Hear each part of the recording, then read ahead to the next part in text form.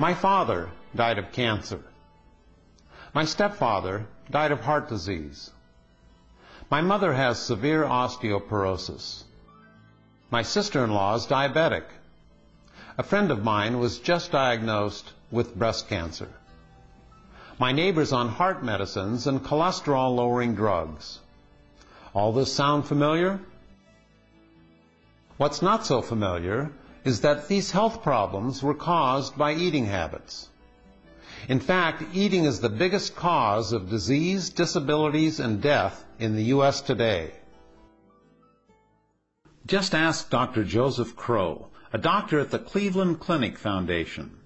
Dr. Crow had no family history of heart disease.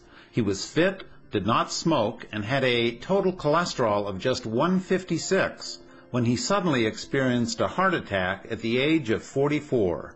In fact, I was about as close as you can get to not seeing tomorrow, so to speak.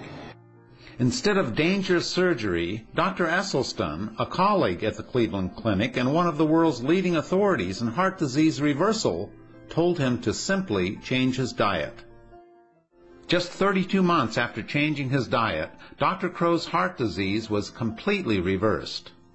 This picture shows the diseased, shriveled artery on the left and his healed artery on the right. Dramatic proof of how a plant-based diet heals from within. Dr. Neil Pinckney knows something about clogged arteries. His father died of heart disease at the age of 59. At the age of 58, Dr. Pinckney almost met the same fate when he discovered that his main coronary artery was 100% blocked and the other two were 90 and 85% blocked. My angina, the pain that was so severe, within 2 weeks it was almost all gone. Within 2 months it was completely gone, and I started walking up. I couldn't walk 200 feet without severe pain and have to sit down. And just 3 months later, I was walking 2 miles up a steep hill with no pain. 7 months after I started this program, I finished in the middle of the pack of an 8.2 mile Great Aloha run, and I had never run a race before in my life. Not only do you escape stroke and heart attack, but this also would include obesity, hypertension, adult onset diabetes, and the common Western cancers of breast in the female, prostate in the male, and colon in both. So I think the spin-offs here, in terms of overall health, are extremely profound. So literally, if you follow the guidelines of the American Heart Association Step 1 diet, it literally guarantees that millions of Americans will continue to perish from this disease. The biggest killer in America today is the result of high-fat diets the American government and mainstream authorities are promoting that are fueled by the money given to them by food lobbies pushing high-fat foods. Diet is the only cure for heart disease, yet it's lost in the news by drug companies developing ever more profitable drugs that do not cure the disease, but only serve to keep Americans on the very diet that causes heart disease. The war on cancer has not only been ineffective, but the search for a so-called cure has been totally misguided. Now close your blinds, turn down the volume, and make sure no one else is watching, because I'm about to let you in on a dirty little secret. Ready? It can't be cancer. I'm too healthy.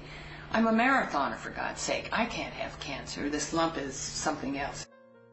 I was horrified, mortified, felt betrayed by my body, thought this can't be happening.